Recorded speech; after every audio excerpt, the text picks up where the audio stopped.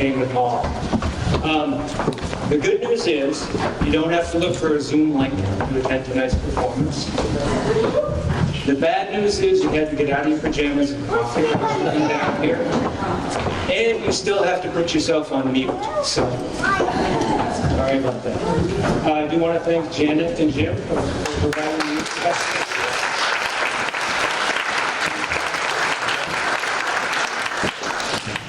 We also have Jan from Jam Entertainment filming us tonight. Thank you very much.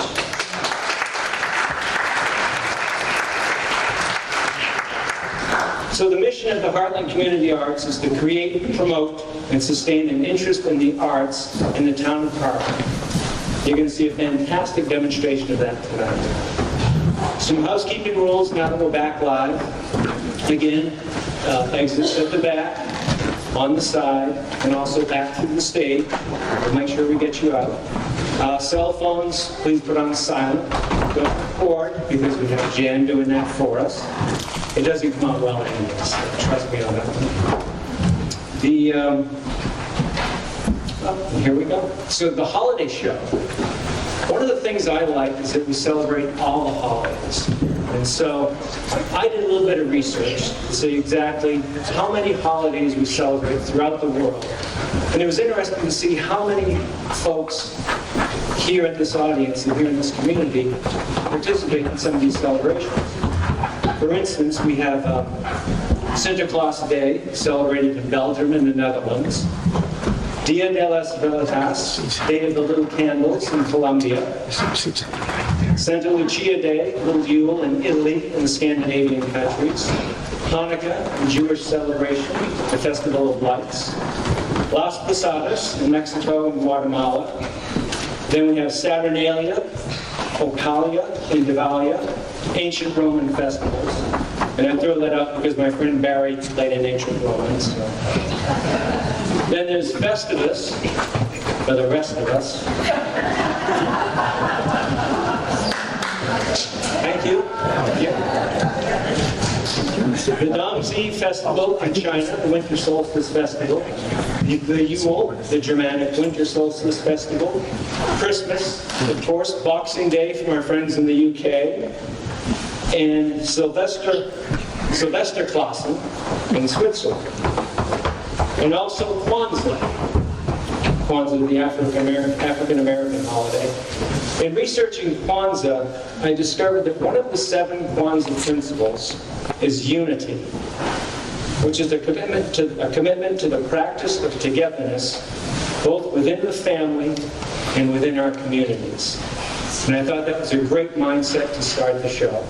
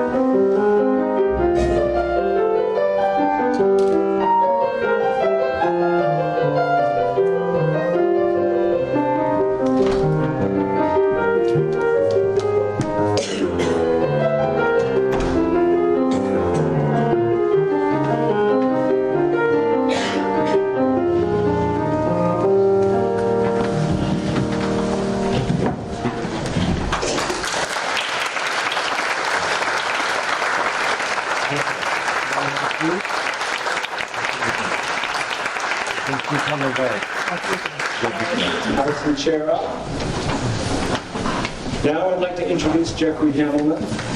You may know him as the pizza guy at the Hartland Community Oven, but he's actually a world-renowned baker. His other passion is literature, and he will read a poem that inspired him in his youth. Yes, I'm going to read a poem that's somewhat over 400 years old. In fact, I'll read it twice because the language can be a little bit difficult to comprehend. So I'll read it all the way through, and then I'll read it and stop a couple of times and just explain the context. But basically, the theme is the author, John Donne, is in bed with his lover, and the sun's coming up, and he's really mad at the sun. Here we go. Part one. Busy old fool, unruly sun, why dost thou thus through windows and through curtains call on us? Must to thy motions lovers' seasons run? Saucy pedantic wretch, go chide late schoolboys and sour apprentices. Tell court huntsmen that the king will ride. Call country aunts to their offices.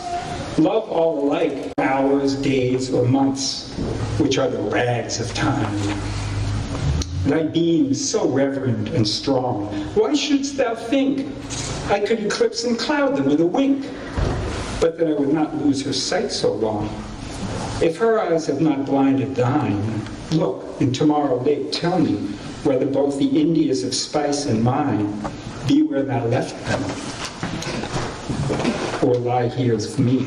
Ask for those kings whom thou sawest yesterday, and thou shalt hear, all here in one bed lay. She's all states and all princes, aye, nothing else is. Princes do but play us, compared to this, all honors mimic, all wealth alchemy. Thou, son, art half as happy as we are, in that the world's contracted thus. Thine age asks ease, and since thy duties be to warm the world, that's done by warming us. Shine here to us, and thou art everywhere. This bed thy center is, these walls thy sphere. Okay, that's the poem.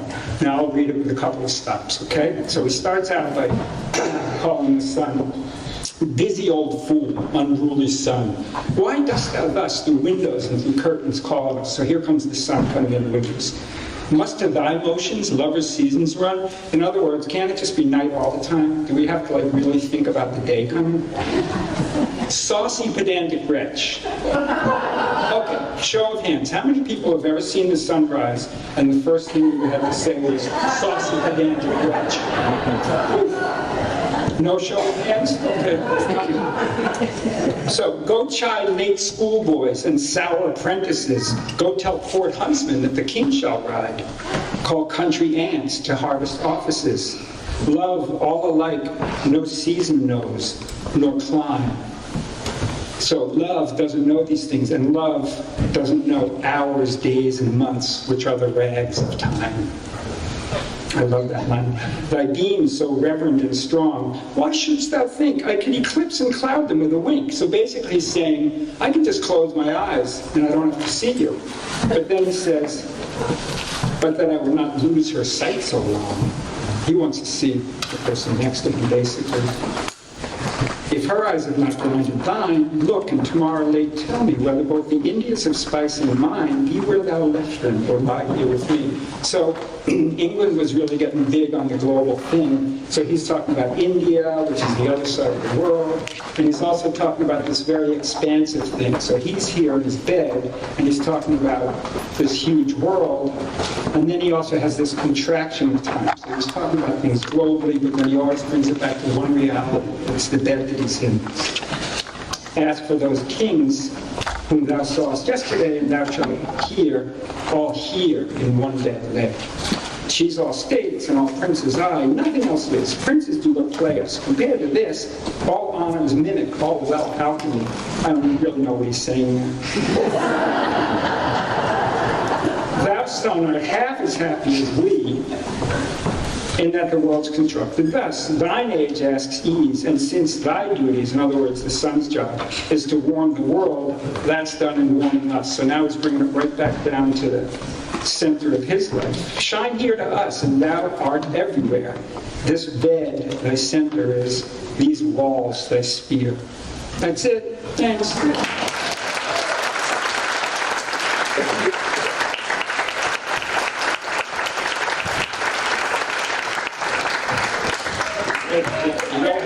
Well done. I'd like to introduce Karen Hansen. Karen is a multi-instrumentist, and she is going to entertain us with her hurdy-gurdy.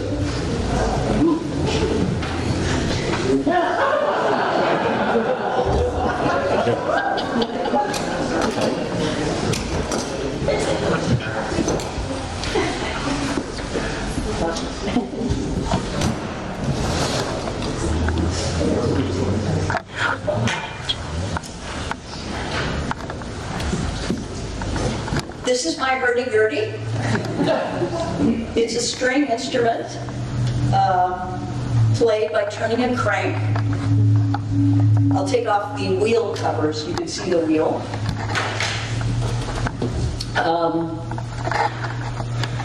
I'll add one string. This is called the chanter string, and this is the thing that plays the melody.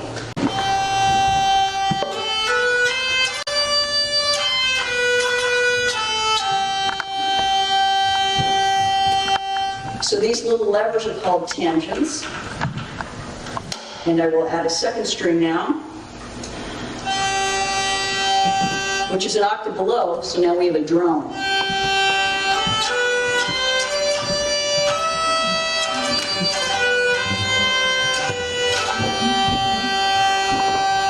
Before I add the third string, I'll tell you a little bit about the piece. It was written in the 16th century, and it's a French dance tune called a Branle. It's basically a simple sort of circle dance, sort of step together, right together, right together. And we know this tune as Ding Dong Merrily on High. The words were written by an Englishman named George something. So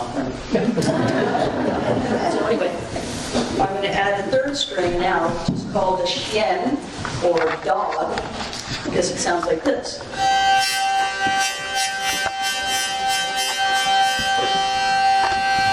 And it makes that sound. There's a little bridge here that vibrates up and down.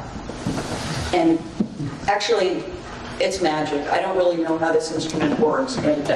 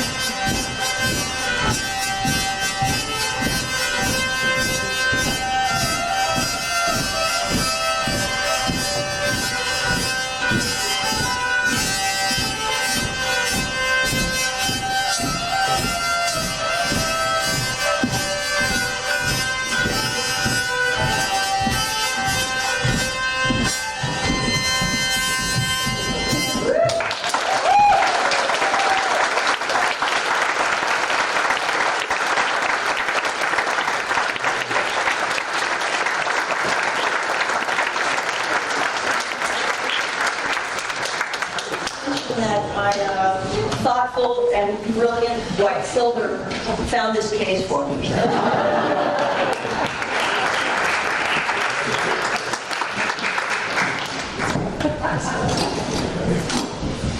Thank you, Karen. I've never heard the hurdy-gurdy thing. That was fantastic. Thank you very much. Very good.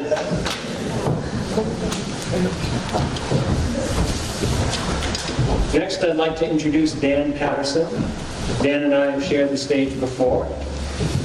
Dan was also in this production in 2019 of Hot Air. He was Detective Flute. And I'm not sure if you ever figured out who did it. Actually, I don't think you did, but that's okay. We invited you. So Dan is going to read from the book, In God We Trust, All Others Pay Cash. I think you'll recognize it once he gets going. And who knew that DeWalt made antique instruments?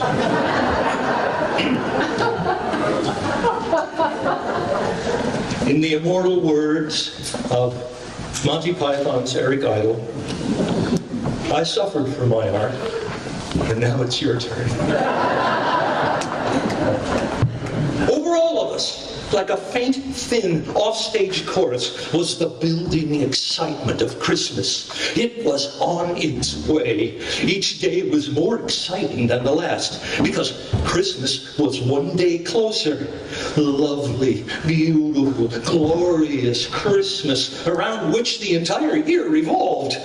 Downtown was prepared for its yearly bacchanalia of peace on earth, goodwill toward men. For several days, the window of Goldblatt's department store had been curtained and dark. Their corner window was traditionally a major high watermark of the pre-Christmas season. It set the tone, the motif of their giant Yuletide jubilee. Kids were brought in from miles around just to see the window. The magnificent display was officially unveiled on a crowded Saturday night. It was an instant smash hit. First nighters packed earmuff to earmuff, their steamy breath clouding up the sparkling plate glass, jostled in rapt admiration before a golden, tinkling panoply of mechanized electronic joy. This was the heyday of the seven dwarfs and their virginal den mother, Snow White. Walt Disney's seven cutie pies, hammered and sawed, chiseled and painted, while Santa, bouncing Snow White on his mechanical knee, ho, ho, ho, through 8 strategically placed loudspeakers, interspersed by choruses of hi-ho, hi-ho, it's off to work we go. Grumpy sat at the controls of a miniature Rock Island steam locomotive engine, and Sleepy played a marimba, while in the background, inexplicably, Mrs. Claus ceaselessly ironed a red shirt. The sparkling artificial snow drifted down on Shirley Temple dolls, flexible flyers, Tinker toy sets, glowing in the golden spotlight. In the foreground, a frontier stockade built of Lincoln logs was manned by a company of kilted lead Highlanders who were steadfastly fending off an attack by 6 U.S. Army medium tanks. Historical fact has always been a bit vague in central Indiana.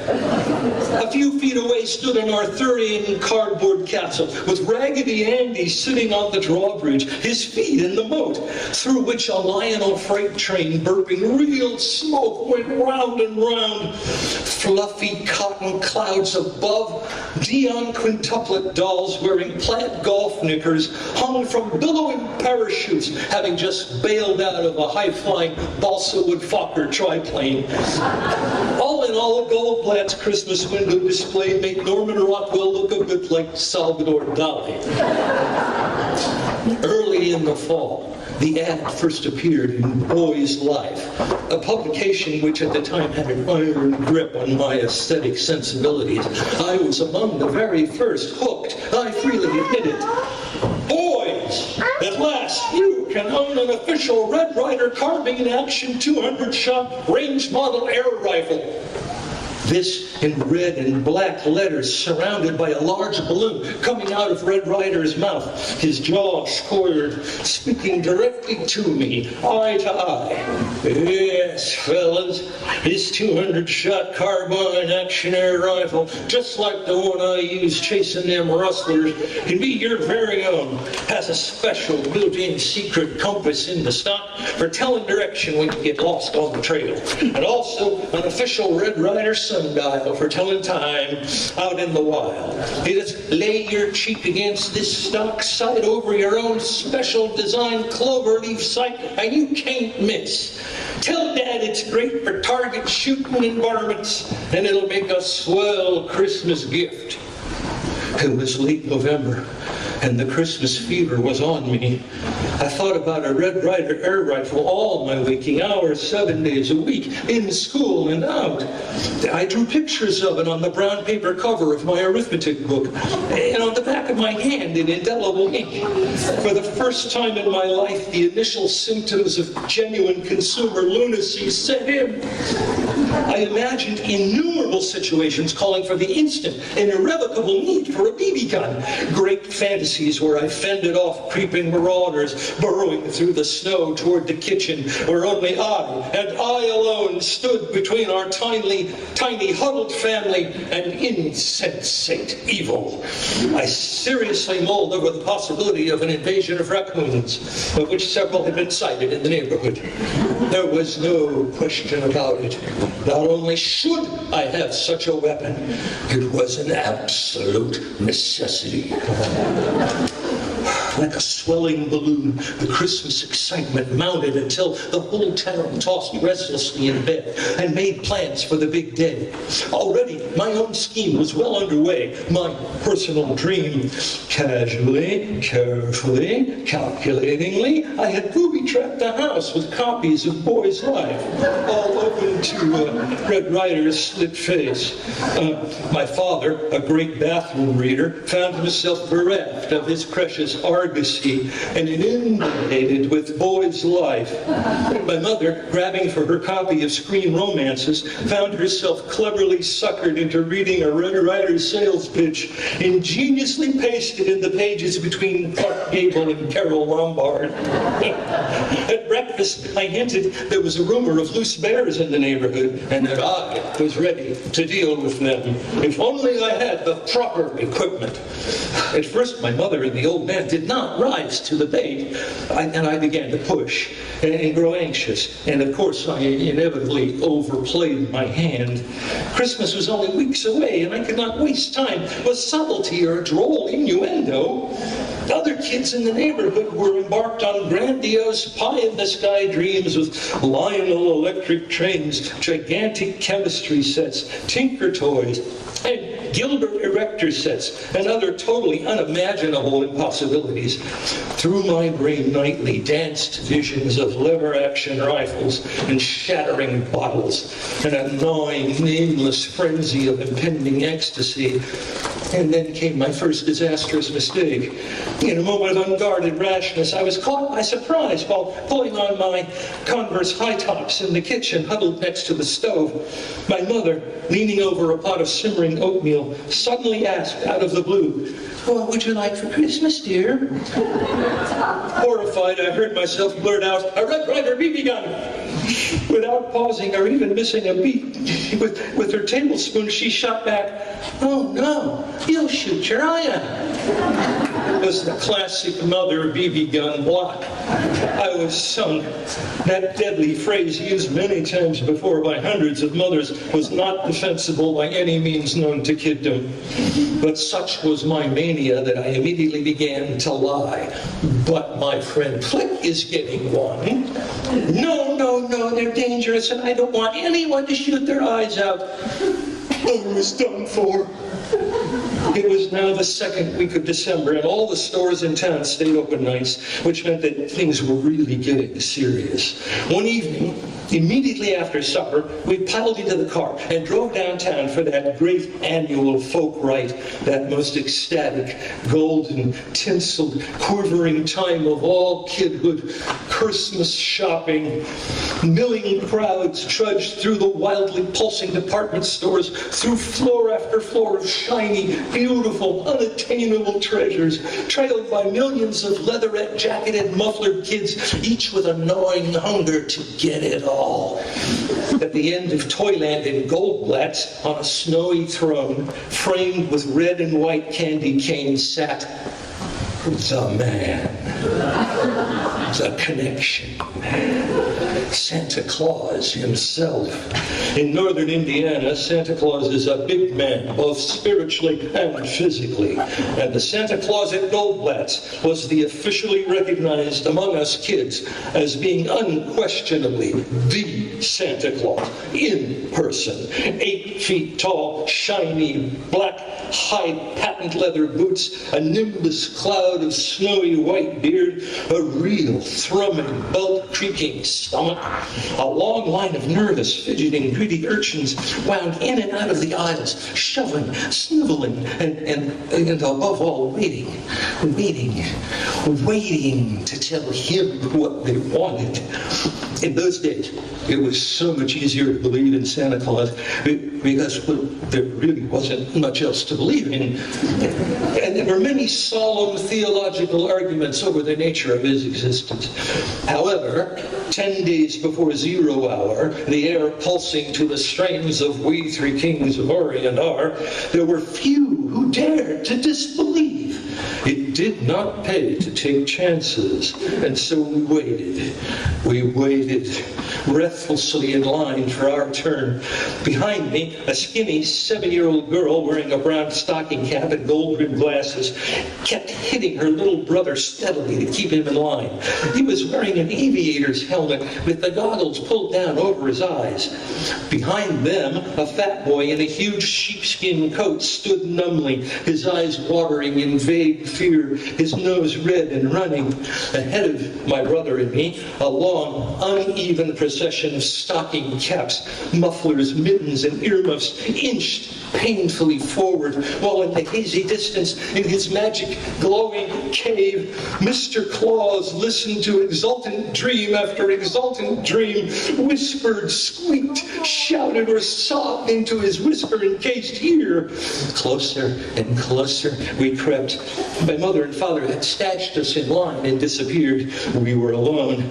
Nothing stood between us and our patron saint but 297 other besiegers at the throne. Over the serpentine line roared a great sea of sound, tinkling bells, recorded carols, the hum and clatter of electric trains, whistles tooting, mechanical cows mooing, cash registers dinging, and from far off in the distance the ho, ho, ho of jolly old Saint Nick. One moment, my brother and I were safely back in the tricycle department, and in the next instant, we stood at the foot of Mount Olympus itself. Santa's enormous, gleaming white snowdrift of a throne soared 10 or 15 feet above our heads on a mountain of red and green tinsel carpeted with flashing Christmas tree bulbs and gleaming ornaments. Each kid in turn was prodded up a tiny staircase at the side of the mountain on Santa's left, as he passed his last customer on to his right and down a long, winding red chute. Irritable ladies dressed in elf costumes presided at the head of the line, directing traffic and keeping order. As we drew nearer, Santa seemed to loom larger and larger. The tension mounted. My brother was now whimpering steadily. Suddenly, there was no one left ahead of us in line. An elf grabbed my brother's shoulder with an iron grip, and he was on his way up the slope. "Quit dragging your feet, get moving," she barked at the toiling little figure climbing the stairs. The music from above was deafening. Jingle bells, jingle all the way, sung by 10,000 echo-chambered, reverberating chipmunks. High above me in the sparkling gloom, I could see my brother's yellow and brown stocking cap as he squatted briefly on Santa's gigantic knee. I heard a booming "ho, ho, ho," and then a high, thin, familiar, trailing wail, one that I had heard billions of times before, as my brother broke into his primal cry. A claw dug into my elbow, and I was launched upward toward the mountaintop. I had long before decided to level with Santa Claus. To really lay it on the line. No tinker toys, no kid stuff. If I was going to ride the range with Red Ryder, Santa Claus was going to have to get the straight poop. "And what's your name, little boy?" His booming baritone crashed out over the chipmunks. He reached down and neatly hooked my sheepskin collar, swooping me upward, and there I sat on the biggest knee in creation, looking down and out over the endless expanse of Toyland and down to the tiny figures that wound off into the distance. Well, that's a fine name, little boy. Ho, ho, ho. Santa's warm, moist breath poured down over me as though from some cosmic steam radiator. Santa smoked camels. Like my my Uncle Charles. My mind had gone blank. Frantically, I tried to remember what it was I wanted. I was blowing it, and there was no one else in the world except me and Santa now, and the chipmunks. Wouldn't you like a nice football? My mind groped. Football. Without conscious will, my voice squeaked out, yeah. My God, a football! My mind slammed into gear. Already Santa was sliding me off of his knee and down the red chute, and I could see behind me another white-faced kid. Bobbing upward in a fit of hysteria and panic, I clamped my hands and feet against the sides of the chute and came to a screeching halt and began the torturous journey of the veteran mountain climber back up the incline to the incredulity of everyone, including the shocked and reddened face of the big man himself. With the dexterity of Sir Edmund Hillary and Tenzing Norgay, I made it back to the top of the slide and blurted out in my most strident voice, I want a Red Ryder BB gun with a special Red Ryder sight and a compass in the stock with a sundial. There was a moment of stunned silence. I saw the chiseled features of the big man change from consternation to amusement as he exclaimed, "You'll shoot your eye out, kid." Merry Christmas! Credulous, I slid down the chute on my stomach, landing in a heap on the mounds of cotton batting at the bottom and having a candy cane thrust into my hand by an accommodating elf, who then pushed me back to my feet and propelled me back into the store proper. I have never in my life been struck by a bolt of lightning, but at that moment I knew how it must feel. My Christmas was in ruins.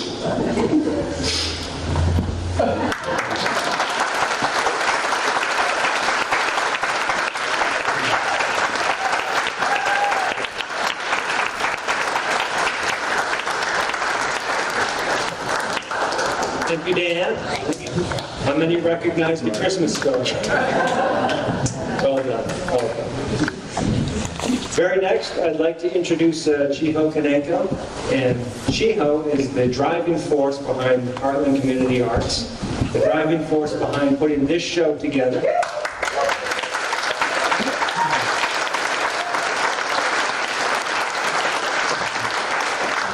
And now she's going to share her vocal talents with us, and I'm looking forward to it. Thank you.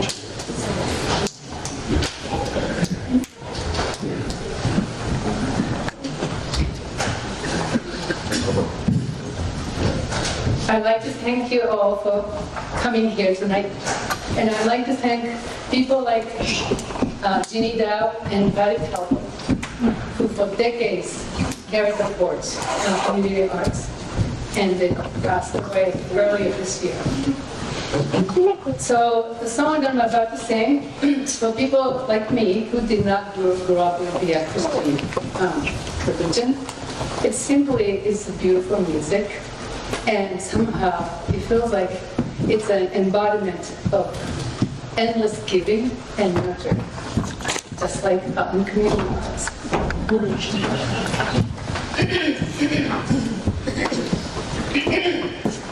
Am I able to do that? All right.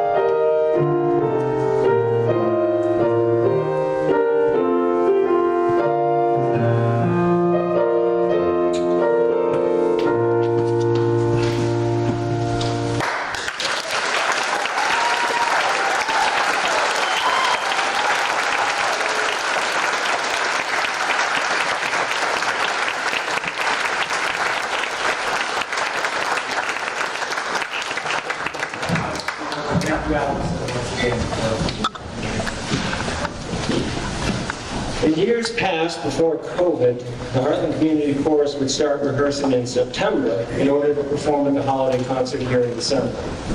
This year, again, due to the pandemic, that derailed the chorus once again. Yet, still, some community singers came together for this show, directed by Rebecca Wood and accompanied by Janet Hewes. So please enjoy this small set of choral music.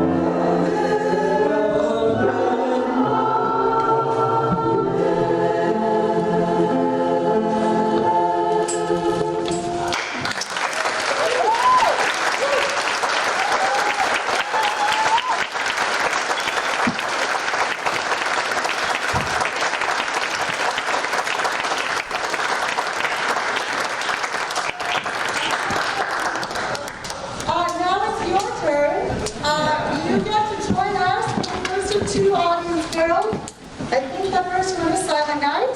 Is that right? Yes. Okay, so please join us in singing Silent Night. Was it printed in your program? And stand up so you can get a break. Do it now, stand.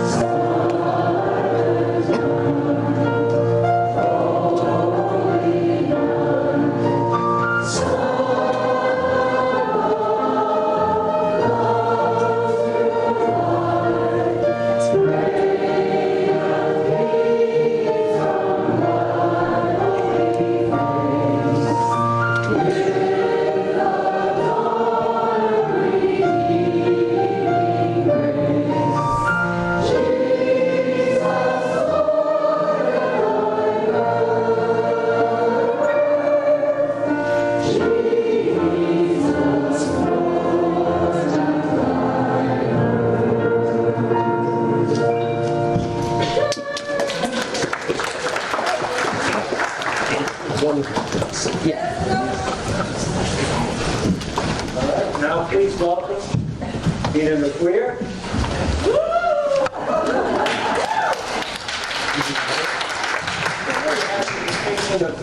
Being a person with the most years under his belt this year's performance.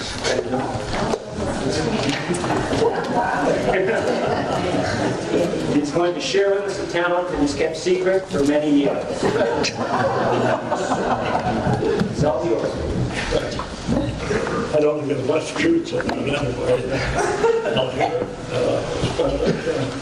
One thing about being deaf, you don't hear when you make a terrible mistake. When I was a child, back in the 40s, by the way, can you hear me all right? Yeah, a little more, a little more.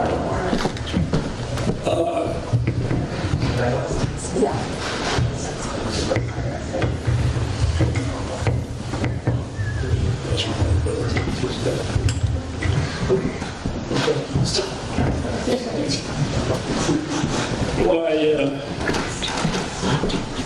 there was a parade song, smoke, smoke, smoke your cigarette, believe it or not, Tex Williams.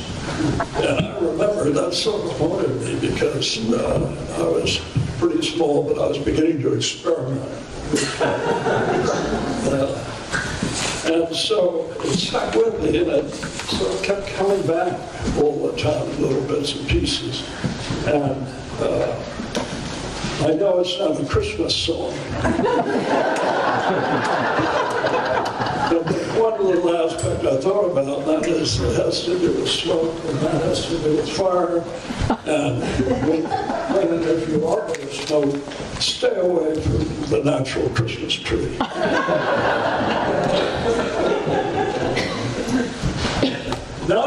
out with a heart of gold. Gentlemen, I've been told, why wouldn't you hurt a flea? But if me and a certain character met, the guy who invented that cigarette, I murdered that son of a gun by the first degree. It's not because I smoke myself, do I think it would hurt my health? Well, I smoked all my life, and I ain't dead yet. But nicotine slaves are all the same. The Christmas party or a poker game, everything must stop while they have their cigarette. Smoke, smoke, smoke that cigarette. Puff, puff, puff, and if you smoke yourself to death, tell St. Peter at the Golden Gate that you hate to make it wait, but you just gotta have another cigarette. And I gave a chance the other night. Old Dame Fortune is doing me right. Kings and queens just kept on coming around. I played it full and a pedal high, but my luck didn't work on a certain guy. He just kept raising and laying the money down. He raised me, I raised him. I sweated blood, sink and sweat, but he called. Actually, I called. And he didn't raise bet. He said, ace is high, pal. How about you? I said, I'll tell you in a minute or two. Right now, I'm going to have another cigarette. Now, the other night, I had a date with the cutest little cookie at the 48th State. She was a higher uptown, fancy little girl. And she said she loved me, and I thought, gee, things are going just about the way they want to be. So hand in hand, we strolled down Lover's Lane. Now, she was far from a block of ice, and our smooching party was going real nice. I swear I wouldn't have been there yet. And she gave me a kiss. I gave her a squeeze, and she said, Pete, excuse me, please, but I got to have another cigarette. Smoke that cigarette. Puff, puff, puff, and if you smoke yourself to death, tell St. Peter at the Golden Gate that you hate to make him wait, but you just got to have another cigarette.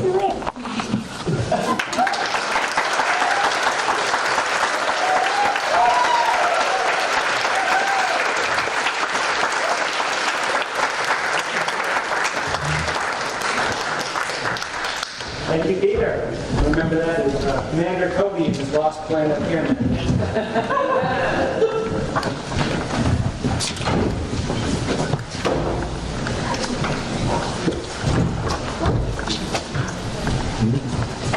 All right, now I'd like to introduce Rob Foote and Michael Wilson. Rob is one of the beloved poets here in Hartland. 4 years ago, we wrote the lyrics to a musical composed by David Andrew, the brother of one of the Hartland Community Poets members. Tonight, we will read the verses of that song, except this time with the backdrop of a Civil War era song, played by Rob's Rice Road neighbor, Michael Wilson, on the acoustical guitar. Please welcome Rob.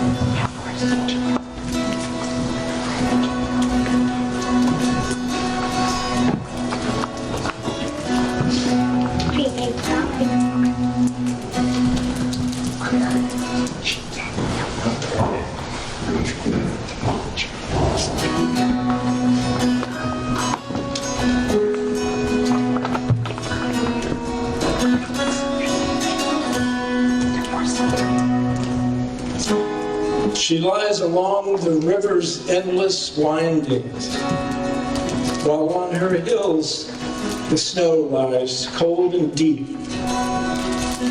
Close by the fire, the tired dog is dreaming.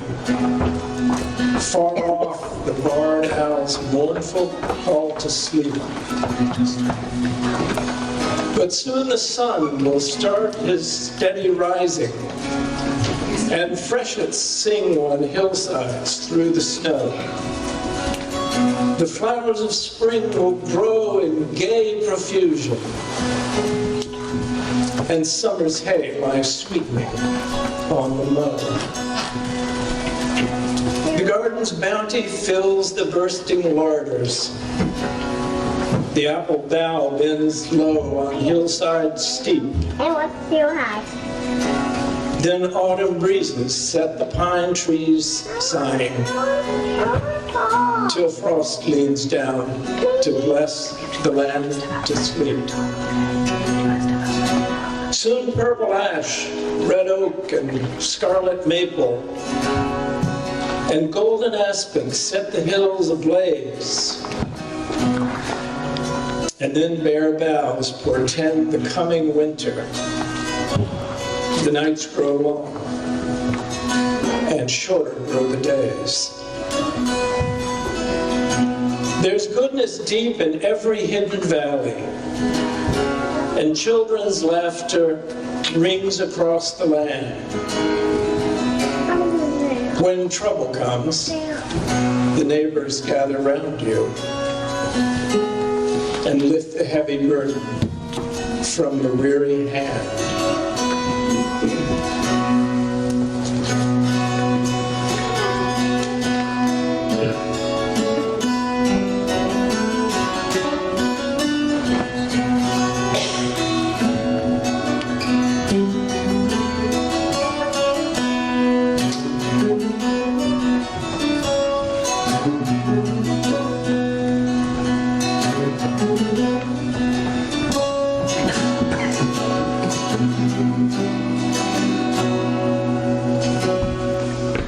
No matter where in this wide world you travel, fail not to think of Hartland now and then, and hear her rolling hills and back roads calling, and keep her in your heart until you're home again.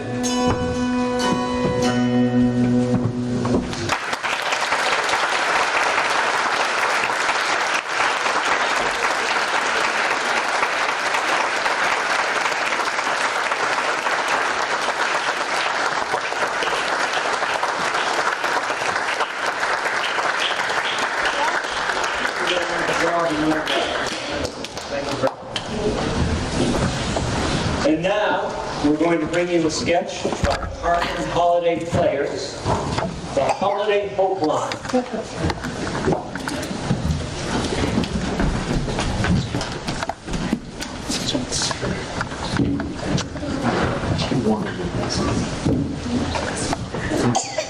Top of the evening to you, folks.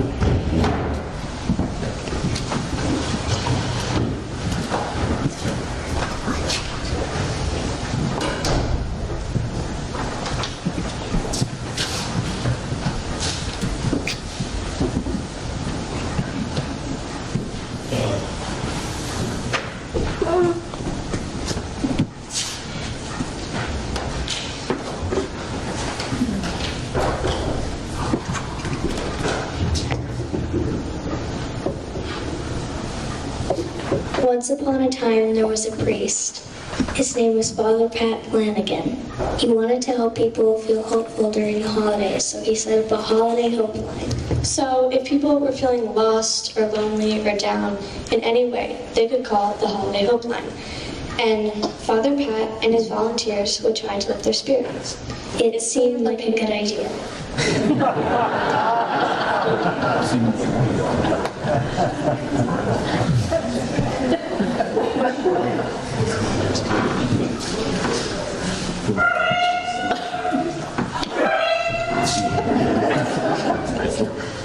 Holiday hook line is his father, Pat.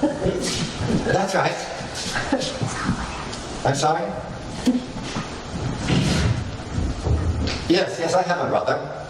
Peter. Who is this? State police, huh? Is everything all right? What do you mean there's been an accident? Where? What? Is he all right? He's my brother. He's been traveling to see me for the holiday. I haven't seen him in years. What do you mean you can't find the body? His car's abandoned on the side of the road and you don't know where he is. Okay, well, do your very best, officer, and please, by all means, call me as soon as you have more information. Thank you, yes. Yes, happy holidays.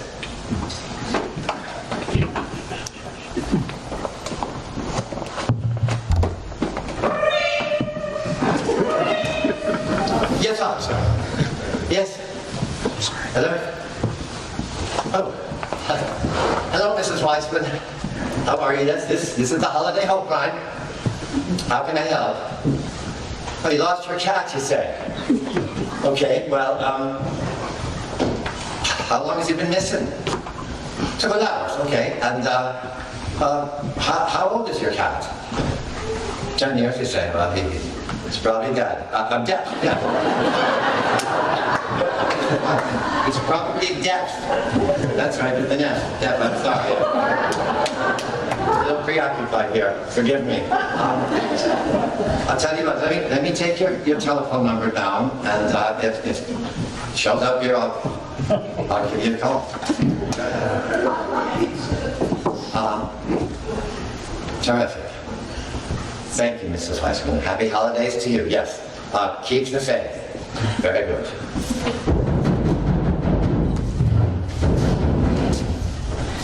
Come in, ladies. Happy holidays to you. Glad you're here. We're here. Oh my gosh, that's quite a story. Yes, it's a blizzard out there. Sure, we were gonna make it. Oh, You're here. Yeah, here we are. Thank you. Thank you. Oh, no.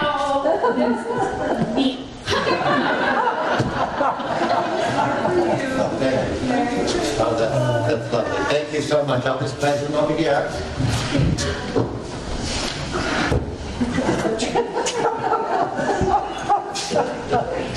Yes, fill me up. Ladies, the holiday hotline is open. Yes, we're going to have a lot of people calling, looking for inspiration and hope, and want to be prepared, okay? So, a little less drinking, a little bit more thinking.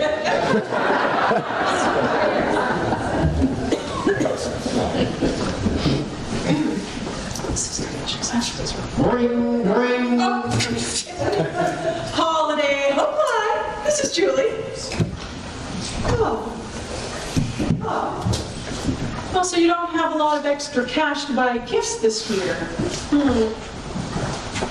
Oh, I've got it.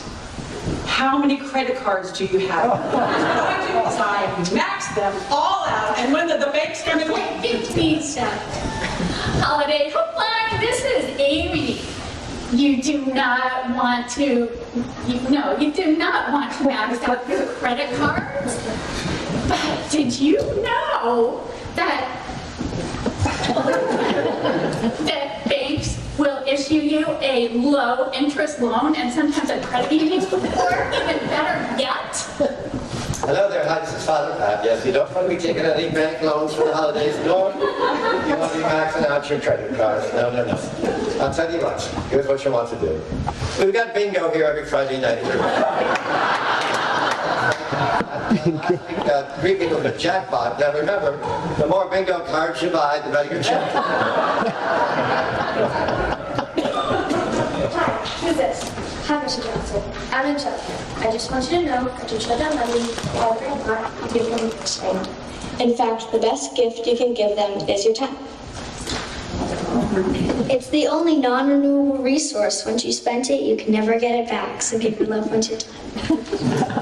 Because 10 or 20 years from now, they won't remember what gifts you gave them, but they'll definitely remember that you were there. And that's all that matters. Trust me, give them the greatest gift of all, the gift of yourself, your love and your laughter. You're welcome.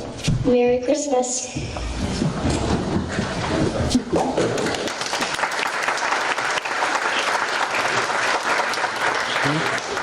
Ring, ring. Holiday Hotline, this is Amy. Oh, Mrs. Weissman. Looking for Father Pat. Let me... Oh, he's stepped away. Yeah, he stepped away. Oh, your cat? Your cat is still missing? Oh, and on a night like this, it's not sounding good for the cat. And I lost my cat recently. It was about 10 years ago.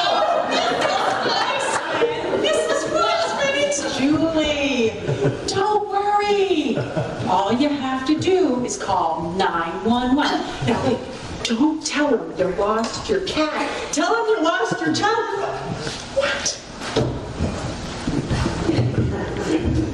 Hi, Mrs. Wiseman. This is Serafina. I'm going to share a quote with you, okay? It's a very famous quote. Here it is. There are two ways to live your life. You can live your life as if nothing is a miracle, or you can live your life as if everything is a miracle. Who do you think said that? Einstein said that. Imagine the world's greatest scientist believing miracles. So don't lose faith and happy holidays.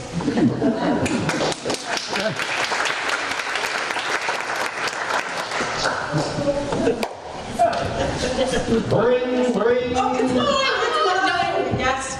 Hello, Holiday Lines of Hope. No. Holiday Hope Line. This is Julie.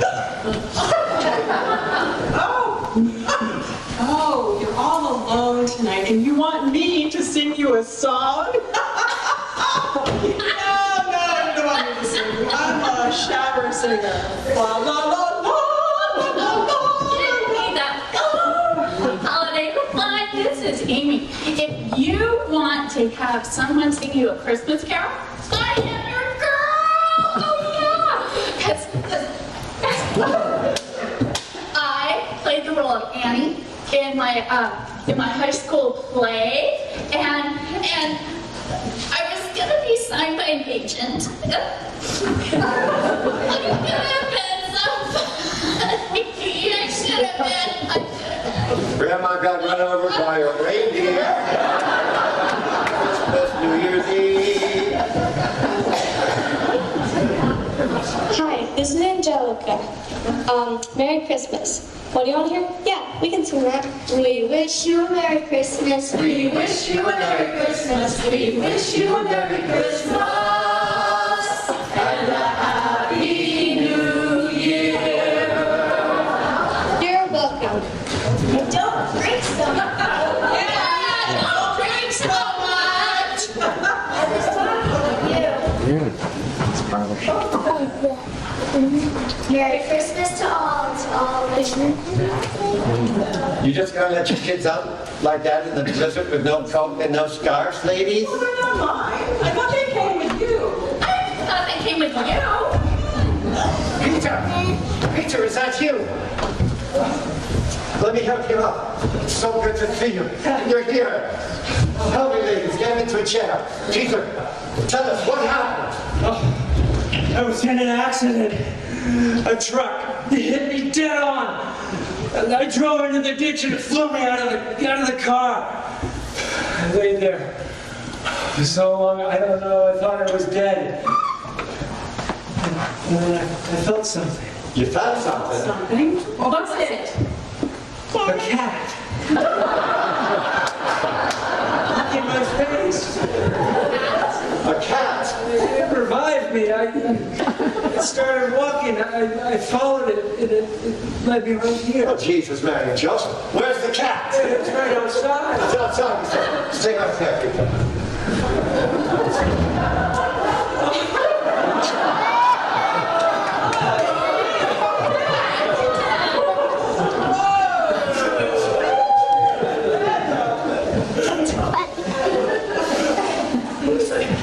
Yes, Mrs. Weissman, hello, it's Father Pat. Yes, exactly how big was your cat? You don't say. But I've got some good news. It's a Christmas miracle. That's right. Okay. That's the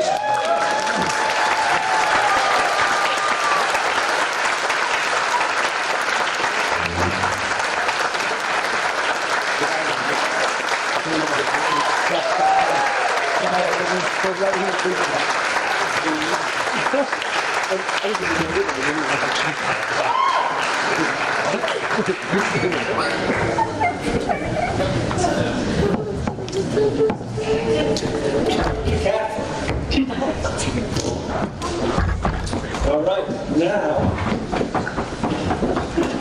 I'd like to introduce Emma Caffrey and Pierre Fournier. Emma is a trained singer from New Orleans. We now call her Montreal. Happy to be here. We're very happy to have her. Emma is accompanied by Pierre Fournier, who is board member and president of HCA in the aughts a few years ago. During his time on the board, HCA fundraised to purchase the very piano he's playing now. Thank you.